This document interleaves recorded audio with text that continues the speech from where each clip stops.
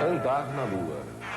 Há 20 anos, no dia 20 de julho de 1969, um americano realizava o sonho mais antigo do homem. Ele conquistava a Lua dos poetas, dos pintores, dos apaixonados, dos visionários. Na Terra azul distante, muita gente não acreditou. Mas o sonho não acabou na Lua. E a corrida espacial avança rumo às viagens interplanetárias para descobrir, quem sabe, a origem da própria vida. Uma viagem de riscos e muita emoção. Uma viagem que vamos fazer juntos dentro de instantes, neste programa de estreia de Manchete Especial.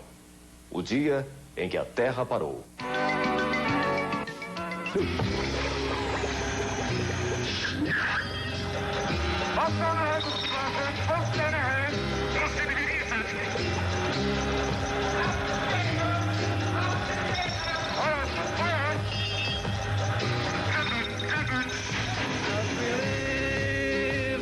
Of ease.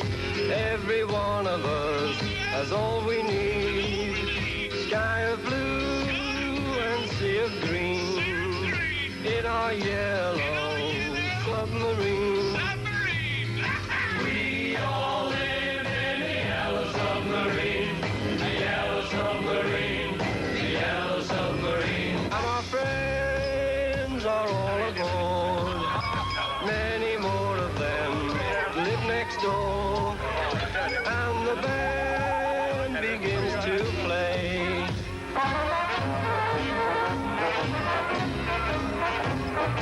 We all live in a yellow submarine, yellow submarine, yellow submarine. We all live in a yellow submarine. A grande viagem dos anos 60 terminou com um pé na Lua. Mas começou alguns anos antes, com uma guerra fria espacial, quando os soviéticos assombraram o mundo, lançando em outubro de 57 o Sputnik. O Sputnik, que em russo quer dizer pequeno companheiro, era uma esfera de alumínio de 58 centímetros de diâmetro, pesando 83 quilos. Com um bip-bip característico, o primeiro satélite de pesquisa não tripulado anunciava o começo da era espacial.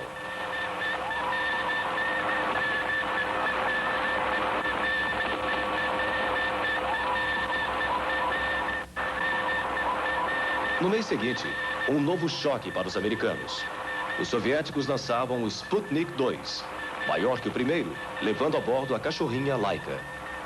A pequena cobaia morreu na viagem, mas deixou no ar que os russos já pensavam no voo tripulado à Lua. Começaria então uma verdadeira Olimpíada Espacial. E o prêmio era prestígio político. Foi criada a NASA, a Agência Espacial Americana. O orçamento inicial para pesquisas era de 276 milhões de dólares. E muita gente se perguntou, para quê? A história provou que a corrida para tirar os soviéticos da primazia no espaço seria difícil e até mesmo trágica. Mas serviu para acelerar como nunca o desenvolvimento tecnológico e criar uma nova fase da vida na Terra. A comunicação via satélite. Já era possível estudar o clima do nosso planeta e transmitir imagens para o mundo inteiro. It is a great personal satisfaction to participate in this first experiment in communication. Mas o objetivo da NASA ia além. Mandar o primeiro homem à Lua, provando ao mundo a superioridade americana num terreno que a imaginação do homem percorria há séculos em busca de respostas concretas. Foram escolhidos 7 astronautas. 7 super-homens que poderiam dar essas respostas. Um desafio que exigiu uma maratona de testes intensivos para enfrentar os riscos de uma viagem de milhares de quilômetros a uma velocidade espantosa, a mais longa viagem do homem. Treinar a perigosa saída e reentrada na atmosfera. Suportar as radiações solares, a gravidade zero do espaço. Sem falar no manuseio dos instrumentos de bordo, câmeras fotográficas, sismógrafos e aparelhos de pesquisa.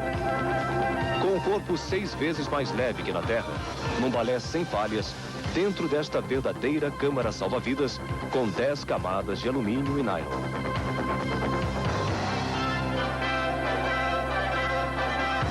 A euforia dos testes foi prejudicada pelo Kremlin, que recuperou as manchetes ao anunciar que estava mandando o primeiro homem ao espaço.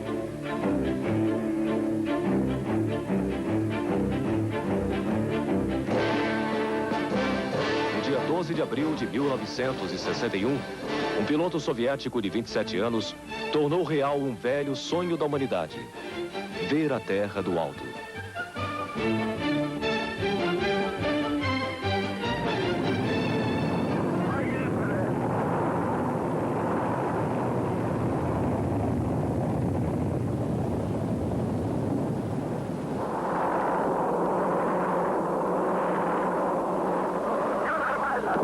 A 17 mil quilômetros de altitude, numa transmissão prejudicada pelas interferências, Yuri Alexeyevich Gagarin anunciava para o centro de controle na Ásia Central: eu vejo a Terra. A Terra é azul.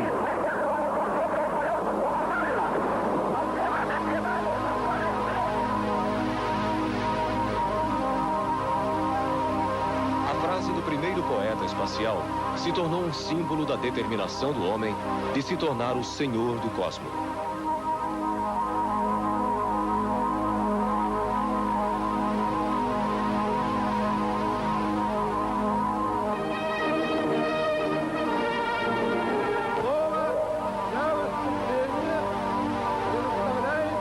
Yuri Alexeyevich Gagarin.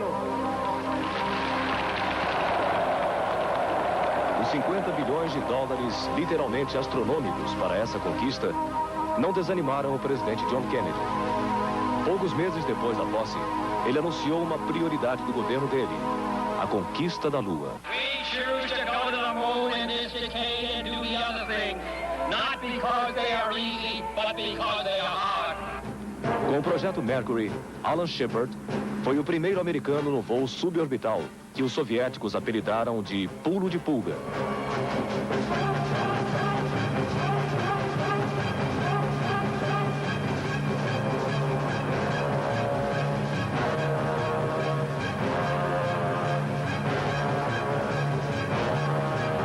Outros 4 americanos também deram voltas em torno da Terra, abrindo um caminho só percorrido pela ficção científica.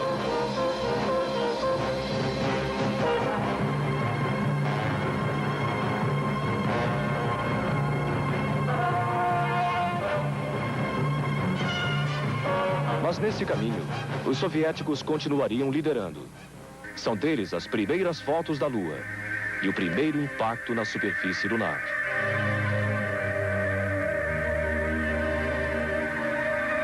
Foi uma soviética a primeira mulher no espaço, Valentina Tereskova, e o soviético o primeiro homem a passear fora da nave.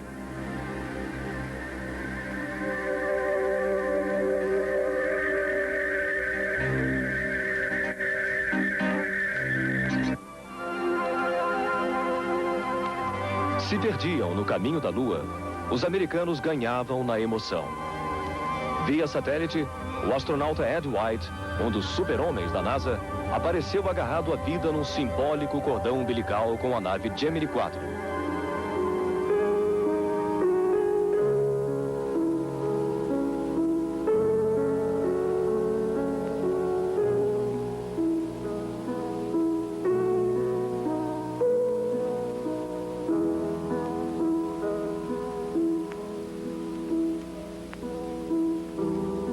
Ed White morreu menos de 2 anos depois, em janeiro de 67, com os colegas Virgil Grison e Roger Chaffee, quando um curto-circuito incendiou o Apollo 1 durante um teste de lançamento. Kennedy não viveu para ver que a missão Apollo ia cumprir o desafio antes da década acabar, com uma arma imbatível: o gigantesco Saturno, um foguete de 3 estágios, altura de um prédio de 35 andares, 5.600 peças e a potência de 10 milhões de fusquinhas. No topo, ele levaria a Apollo 11, uma nave de 45 toneladas com um módulo de comando, o Columbia, um módulo de serviço e um módulo lunar, um estranho veículo em forma de aranha, mas chamado de Águia. Do foguete, só o módulo Columbia deveria voltar à Terra.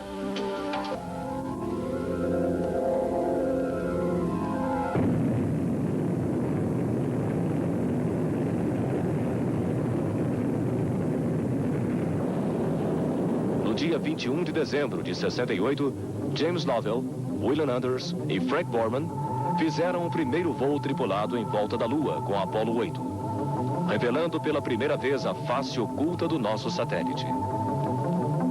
O ensaio da Apollo 8 e das duas naves seguintes provou que o homem podia ir e voltar com segurança da viagem rumo à Lua. Era hora de dar o grande passo.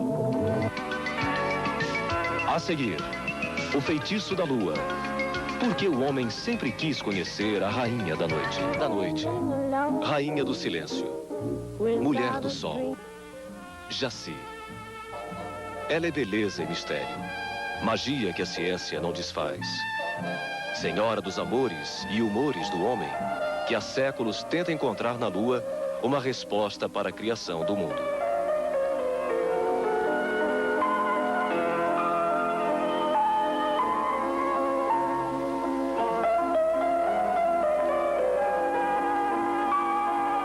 O mundo da Lua atraiu os egípcios. E para os gregos, ela virou Selene. Lua, símbolo da fertilidade, do feminino, da criação, das emoções. Mensageira das trevas no mundo antigo, dos filmes de terror, do lobisomem, nas sextas-feiras e lua cheia. A Lua também é deusa de muitas crenças, como a de acelerar o crescimento dos cabelos, dos vegetais e dos bebês. Morada de São Jorge, combatendo o dragão. Tem também a dieta da Lua e a Lua nos signos, influenciando a personalidade.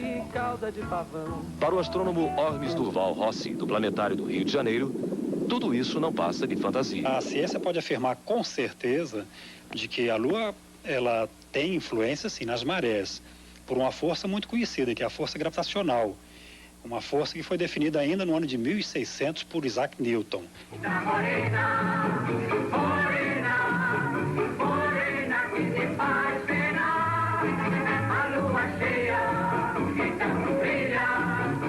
A Lua que nos mostra sempre a mesma face, deu samba, marchinha, sonata e rock and roll. Eterna inspiração dos poetas. Para Mário Quintana, a conquista da Lua foi o fim de um enigma e o começo de outro. Fiquei muito desiludido quando não vi nenhum bicho lá. Não era. Temos o fundo do mar. No entanto, estamos na Lua. Mas como se há de parar? Homens, sementes ocultas, cujo sonho é germinar. E aquele que um dia foi do antigo jardim, expulso, ofertaremos os frutos da grande árvore estelar. Durante muito tempo, o homem acreditou que era o centro do universo. Mas no início do século XVII, o astrônomo italiano Galileu Galilei mudou a história do homem usando pela primeira vez um telescópio para ver os astros. Na Lua, ele descobriu mares. Maria em latim. As manchas menores, que na verdade são enormes crateras de lava ressecada, criadas pelo impacto de meteoros. Galileu deu nomes poéticos aos mares.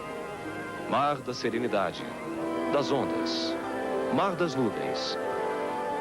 Em noite de lua cheia pode-se ver a olho nu o mar da tranquilidade, onde o homem desembarcou há 20 anos. Com as sondas automáticas, hoje se sabe que o satélite da Terra é um lugar sem água nem vento, com cordilheiras de quase 8.000 metros de altura, tão altas quanto o Himalaia. É uma mina de ouro, patrimônio da humanidade, segundo a ONU. As principais riquezas minerais que existem na Lua, que vão interessar realmente aos futuros viajantes da Lua, que serão, sem dúvidas, os viajantes, os exploradores do sistema solar, será exatamente o ferro, o alumínio e principalmente o titânio. A Lua é muito rica em titânio e titânio é fundamental na construção das naves espaciais. Hoje se acredita que Terra e Lua nasceram juntas, há cerca de 4 bilhões e meio de anos. E assim também vão morrer juntas um dia. Para a astronomia, a Lua é logo ali, cerca de 384 mil quilômetros, uma distância que de carro, a 100 km por hora, poderia se atingir em 160 dias. No século XVIII, um escritor alemão, o barão de Munchausen, imaginou uma viagem dele até lá. Careful.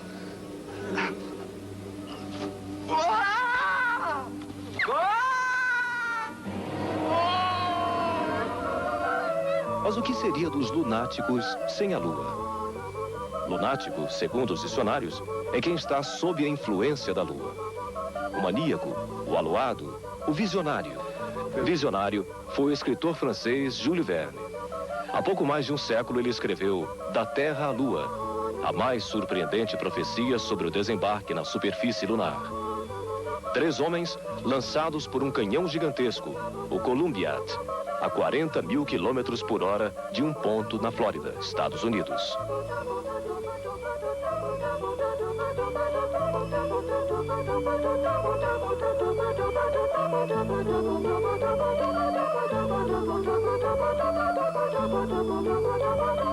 Na volta, um barco resgatava em alto mar os viajantes lunares.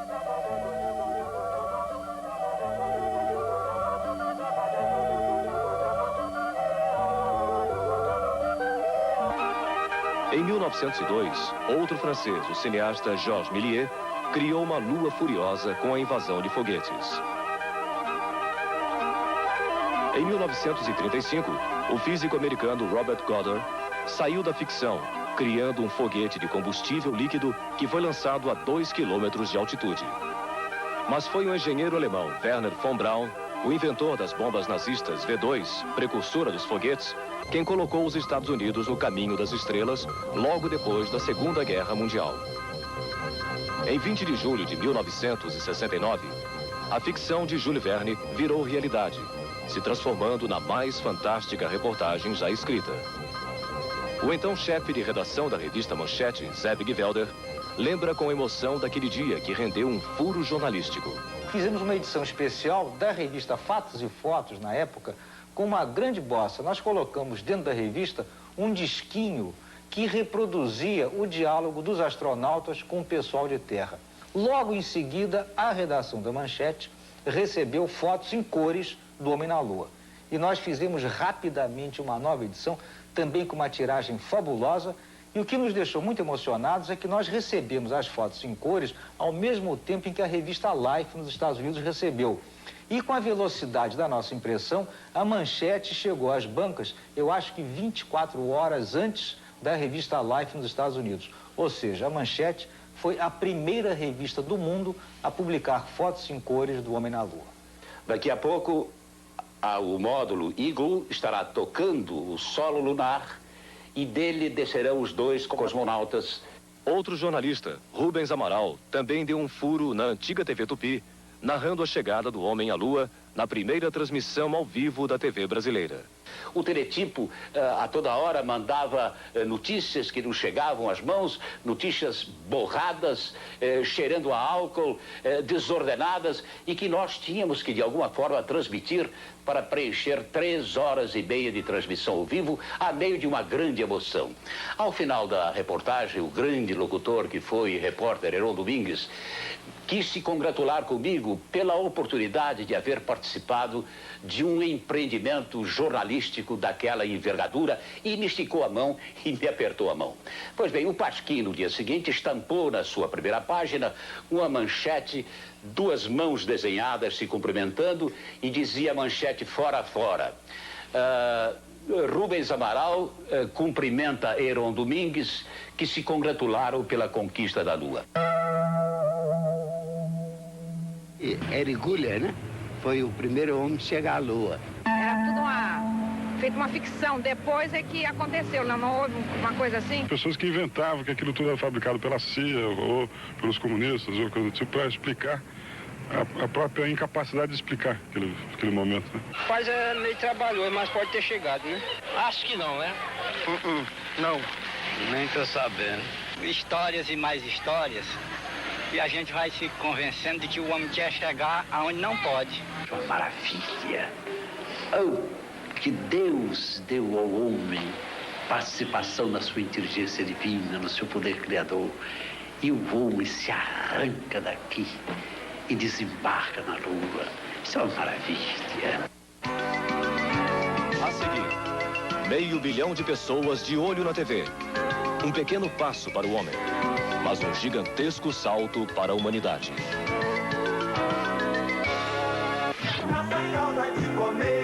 Num futuro não muito distante, as crianças de hoje vão poder ver ao vivo as viagens interplanetárias que seus pais e avós fizeram com as histórias em quadrinhos.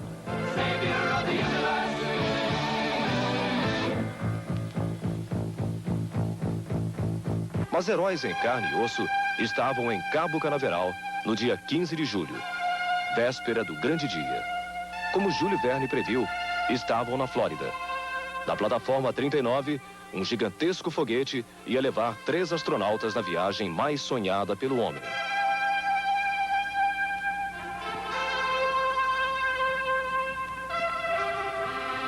Neil Armstrong, comandante da missão Apollo 11. Michael Collins, piloto do módulo de comando, o Columbia.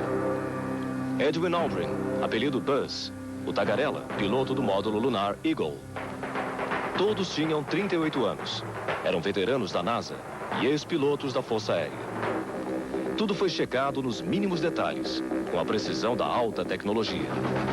Mas o pulso de Armstrong disparou de 90 para 150 batidas por minuto. Cerca de 1 milhão de pessoas, entre elas o ex-presidente Lyndon Johnson, o maior incentivador do projeto, esperavam a partida da Apollo 11.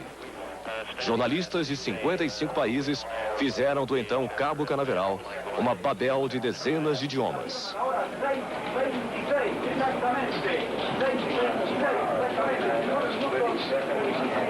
Manhã ensolarada de 16 de julho de 1969.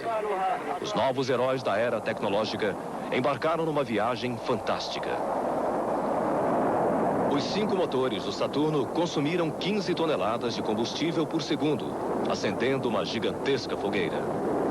O barulho é ensurdecedor. A Terra treme.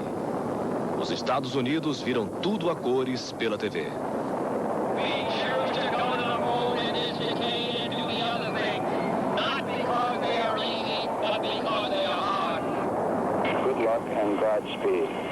Emoção no espaço e na Terra. Ex-engenheiro da NASA, o americano Sam Tolbert, trabalhava no centro de controle naquele dia e não esquece. And it was a moment which one cannot explain. It's an emotional, an emotion you just can't explain. There were people crying, not because they were sad, but the only way they could express their feelings were to cry, to really express themselves through tears. Numa velocidade de 9.660 km por hora, a Apollo 11 entrou na órbita da Terra 2 minutos e 15 segundos depois. O foguete foi lançado ao mar e os astronautas fizeram a primeira comunicação espacial. Houston, Apollo 11 and Saturn gave us a magnificent ride. Roger, 11, we'll pass that on, and it certainly looks like you're well on your way now. A vida deles dependia de um pequeno computador a bordo do Columbia. Começava a longa jornada nas estrelas, sem dia nem noite. A nave ia girando lentamente para dosar o frio e o calor lá fora. Na estreita cabine de cerca de 5 metros quadrados, a vida seguia rotineira.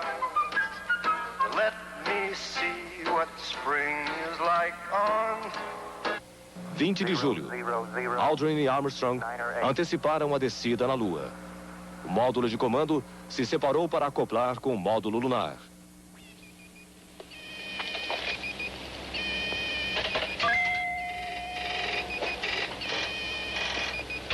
Uma pequena e tensa interrupção com a Terra foi logo restabelecida. Apollo 11, this is Houston, how do you read?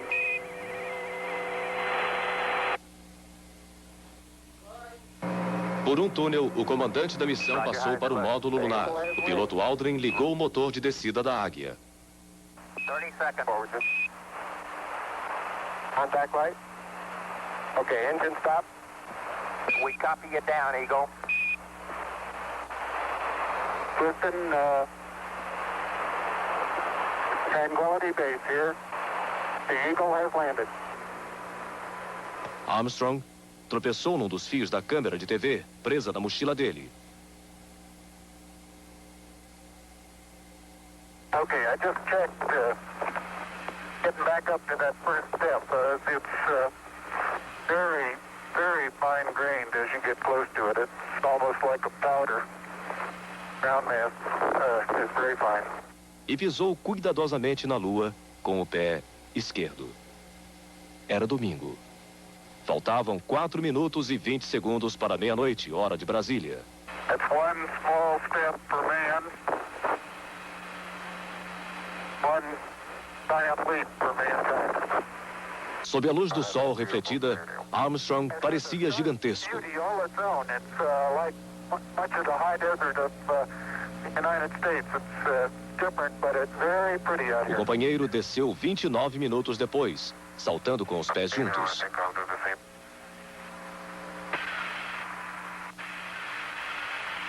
Beautiful view. Isn't that something? Magnificent sight out here. Magnificent desolation. So-called kangaroo hop does work, but it seems your forward stability is not quite as good. O melhor programa de TV até hoje foi visto por milhões de pessoas em todo o mundo, menos na China e na União Soviética.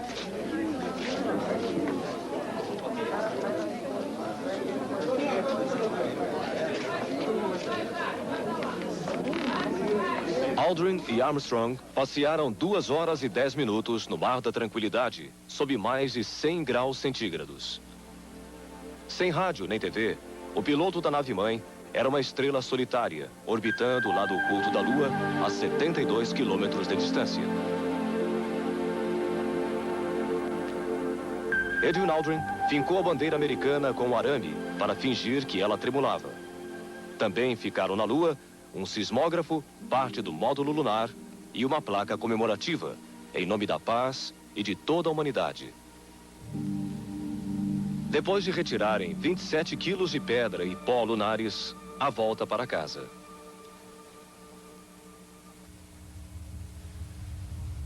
A manobra mais arriscada foi o resgate de Aldrin e Armstrong. A águia decola na posição vertical numa vertiginosa perseguição até o engate com a nave-mãe.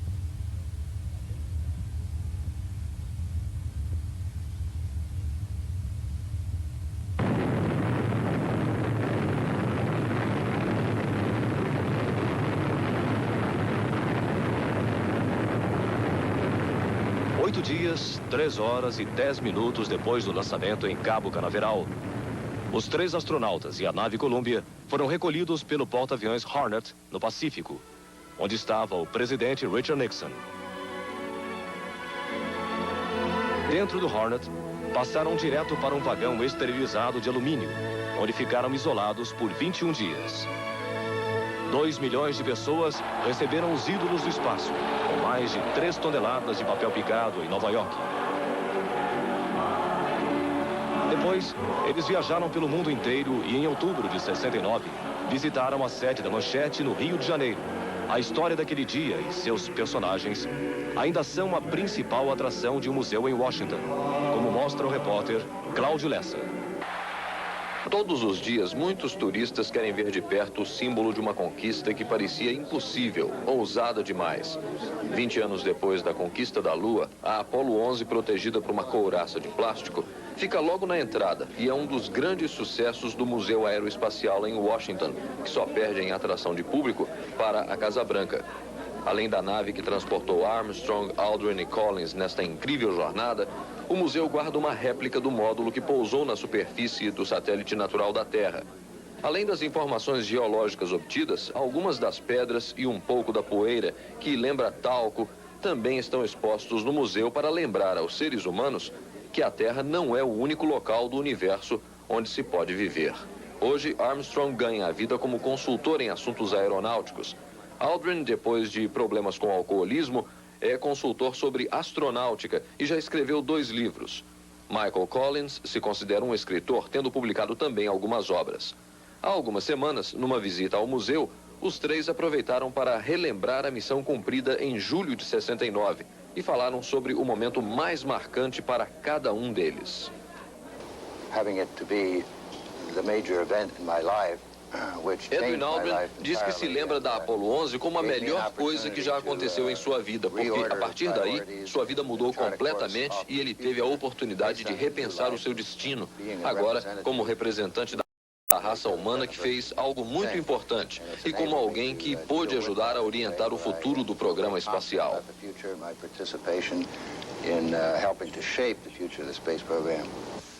Eu gostei de ficar sozinho no módulo de comando, diz Collins. Tudo funcionava direito e a minha preocupação era com os outros dois, pois algo poderia não funcionar no módulo lunar e eles poderiam ficar presos lá.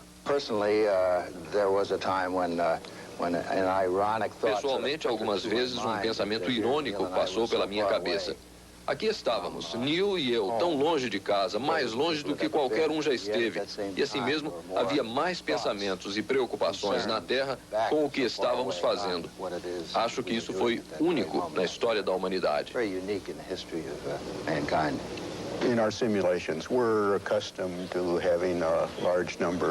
Nas simulações, tivemos diversas combinações de dificuldades. Ensaiamos a descida com quantidades muito pequenas de combustível. Apesar de preocupado, não achei que isso tenha sido especialmente problemático. One small step for man. Eu não me preocupei com isso até depois de pousar na Lua, porque, na minha opinião, nós não tínhamos uma chance muito boa de sermos bem-sucedidos no pouso. Na realidade, só pensei no que ia falar antes de sairmos da espaçonave.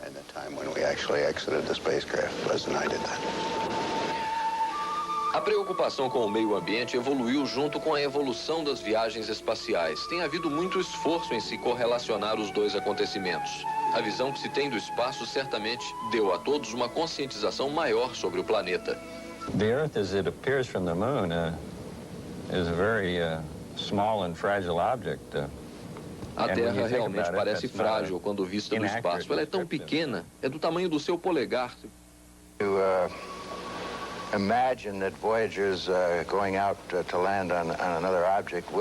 Pensando depois de tudo acontecer, acredito que os avanços tecnológicos e os avanços da sociedade na utilização de seus recursos fizeram com que nós ficássemos mais sensíveis e mais preocupados com o nosso meio ambiente, porque estamos usando coisas e recursos que tendem a prejudicar o meio ambiente. Para mim, o importante é que aprendemos que os seres humanos podem operar com sucesso na superfície de outro planeta. Nós não temos que ficar aqui na Terra. Podemos escolher para onde ir e onde ficar, seja aqui na Terra ou na Lua, ou além da Lua, num lugar como Marte. Esta foi a lição fundamental da Apollo. Podemos operar com sucesso em outros lugares, além da superfície terrestre. Depois de Aldrin e Armstrong, outros 12 astronautas também pisaram na Lua. Em dezembro de 1972, a Apollo 17 fazia a última exploração lunar. O desafio das viagens interplanetárias, a base lunar que os americanos estão construindo e o homem que já abriu uma conta na Lua.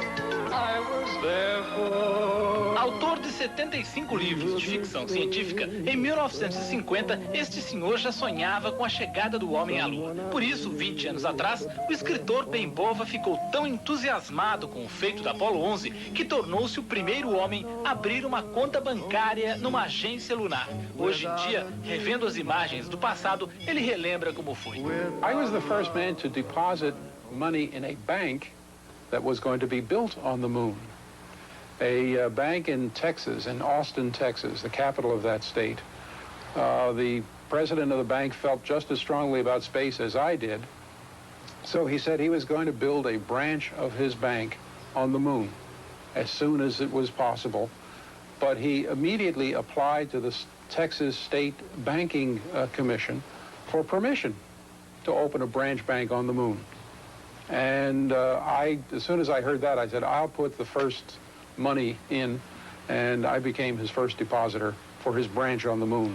How much did you put down? $1,000. Yeah? Oh, yes. And what happened to the money? It's gaining interest. Is it still there? Yes, but the bank on the moon, you know, it's going to be a long time before it's built. But when it is built, when there's people on the moon, I'll have a bank account up there. I'll buy drinks for everybody. Se estimulou a imaginação dos sonhadores, o projeto Apollo também deixou marcas concretas no nosso dia a dia. A comida desidratada e congelada de hoje é resultado da tecnologia desenvolvida para alimentar os astronautas. Para isolar a roupa deles nasceu o Teflon, que agora cobre panelas e frigideiras. E há muitas outras heranças tecnológicas, como as lentes que não estilhaçam e os relógios com cristal de quartzo. Neste museu de Huntsville, Alabama, os norte-americanos celebram a conquista de 20 anos atrás, reproduzindo o solo do Mar da Tranquilidade e a cápsula que pousou na Lua com Aldrin Armstrong. Nas últimas 2 décadas, o programa espacial da NASA perdeu um pouco o foco, mas mesmo assim acumulou uma série de conquistas notáveis. A lista é longa e certamente inclui o Skylab, lançado numa época em que ainda havia dúvidas sobre a capacidade do homem de resistir a longas temporadas no espaço. A resposta foi positiva. Este laboratório orbital foi usado durante 2 anos para astronomia, teste de novos materiais e cultura de cristais. Também é dos anos 70 um projeto que valeu mais pelo simbolismo, o encontro das naves Apollo e Soyuz em órbita da Terra. Numa época em que as superpotências ainda se alfinetavam aqui embaixo, o acoplamento foi marcado por gestos de cortesia. O objetivo oficial era desenvolver equipamento para permitir operações de resgate no espaço. Apesar de perderem a corrida em direção à Lua, os soviéticos não ficaram atrás na pesquisa espacial nos últimos 20 anos. Só muito recentemente, com a abertura de Gorbachev, as câmeras do Ocidente puderam registrar o que antes era segredo de Estado. A primeira estação espacial soviética, a Salyut, já estava em órbita 2 anos depois dos americanos terem chegado à Lua. De lá para cá, outras 7 estações foram lançadas, a mais recente delas batizada de Mir, ou Paz. Foi nela que 2 cosmonautas bateram o recorde de permanência no espaço, ainda em vigor, 336 dias. Os soviéticos não tiveram a mesma sorte com os macacos. Um deles se soltou dentro de uma nave, começou a apertar os botões e quase acabou com a missão. Resgatado, nem quis saber de entrevista.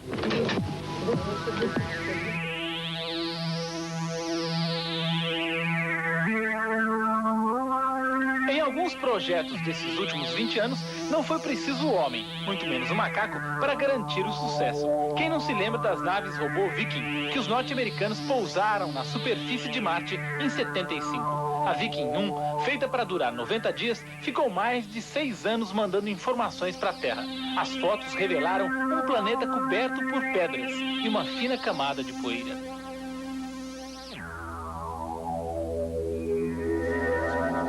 Para os soviéticos, o grande sucesso foram as naves Vega 1 e 2, que depois de fotografar e estudar a atmosfera de Vênus, seguiram para um inusitado encontro com o cometa de Halley, em março de 86.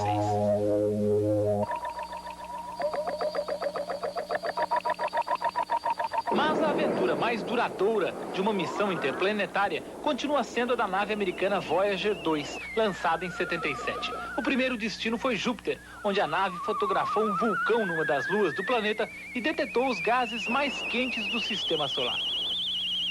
Ao passar por Saturno, a Voyager confirmou a teoria de que os anéis do planeta são, na verdade, concentrações de poeira que circulam em órbita.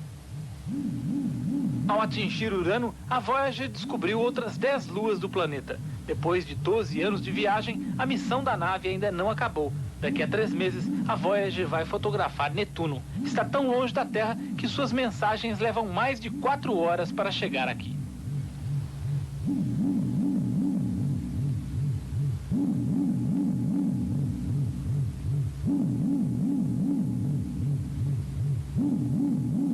Essa imagem atrás dá uma ideia de como a pesquisa espacial avançou nos últimos 20 anos. Há 2 décadas, durante a corrida para ver quem chegava primeiro à Lua, a ideia de um veículo espacial reutilizável não tinha chegado nem à prancheta de soviéticos e norte-americanos.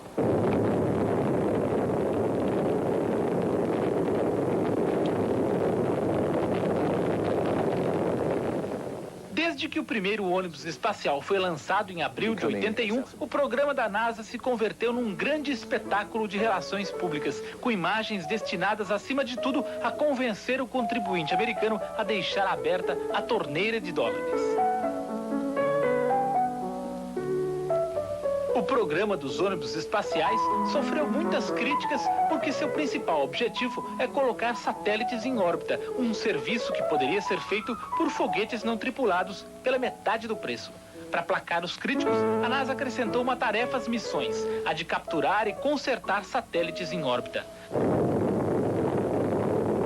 Do que ninguém duvida é que os ônibus espaciais geraram as imagens mais impressionantes desde o pouso do homem na Lua. Em fevereiro de 84, o astronauta Bruce McCandless tornou-se o primeiro homem a dar um passeio no espaço sem estar amarrado a uma nave. Com a ajuda de uma mochila voadora, ele ficou solitário em órbita da Terra, a 50 metros do ônibus espacial.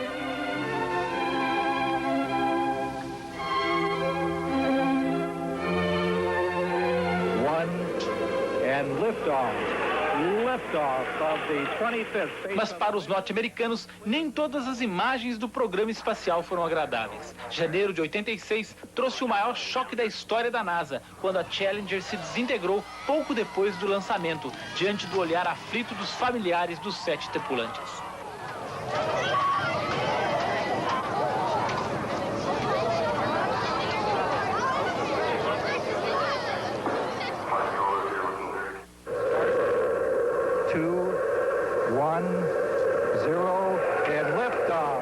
Foram precisos mais de 2 anos e meio e 2 bilhões de dólares para recolocar os ônibus espaciais em órbita. No voo mais recente, o Atlantis se tornou a primeira nave a lançar outra nave em órbita da Terra. A sonda Magalhães está a caminho de Vênus para fazer um mapeamento completo do planeta. O futuro do programa espacial americano está sendo definido neste hangar de um prédio da NASA no estado do Alabama. Se o Congresso americano der dinheiro, uma estrutura como essa aí será colocada em órbita da Terra até 1995.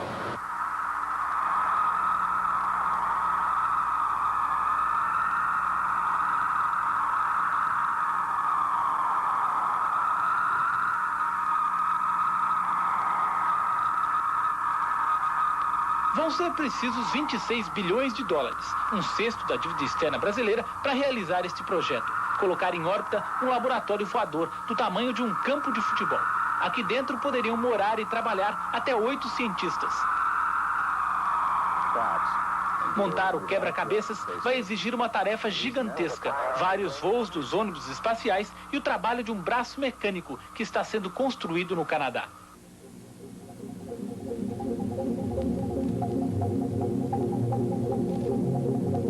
O Japão e a Europa terão seus próprios módulos. O protótipo que está sendo desenvolvido no Alabama prevê que daqui de dentro os astronautas poderão controlar este veículo, capaz de rebocar satélites em órbita para conserto ou simples troca de baterias.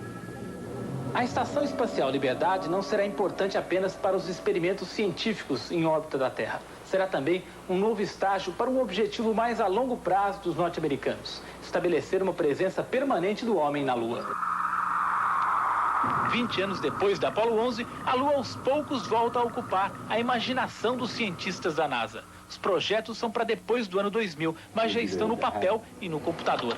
A ideia inicial é enterrar na Lua uma série de módulos que seriam cobertos com solo lunar para proteger os habitantes da radiação cósmica. Well, it's going to be a pretty austere environment. It's extremely hot there. There's no vacuum. The days are 14 Earth days long. It's going to be an environment where it's really going to be for science. I mean, the people that are going to want to live there initially will be people that are there to understand lunar geology. Where did the moon come from? How does it fit in with the solar system? It's going to be a pretty sparse environment. Num segundo estágio, o objetivo seria construir na Lua usando materiais encontrados lá mesmo. A NASA já entregou 40 gramas de solo lunar trazidas durante o projeto Apollo a este especialista em concreto. O objetivo é descobrir se o solo da Lua pode ser usado em construção. Os testes iniciais indicam que o concreto lunar é 2 vezes mais resistente que o da Terra. And then you would start to build up capabilities. Could you mine lunar soil extract the oxygen from the soil, which is a component of rocket fuel. And then instead of bringing all that rocket fuel from Earth, you would manufacture it at the moon, fill up the tanks of a Mars vehicle perhaps, and then extend outwards onto Mars, or perhaps an asteroid if you decide to go visit one of those. So it'll be an evolutionary process building up gradually over time.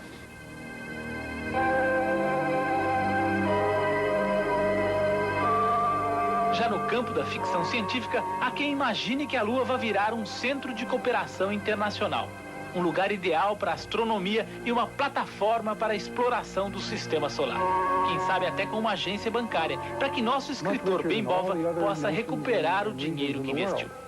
Today, this entire planet Earth has an opportunity to reach out and tap the wealth of the entire solar system.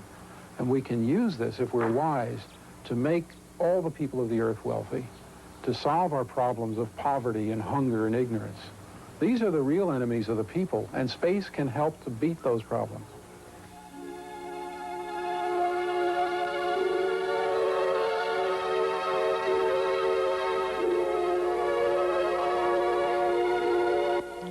ZYB 519, TV Manchete, Rio de Janeiro. Nesta quarta, a estreia de Cananga do Japão, 9h30 da noite. E na quinta, a sucessão presidencial em debate. Todos os grandes temas nacionais respondidos ao vivo pelo seu candidato. Debate com os presidenciáveis. Apresentação, Marilena Chiarelli.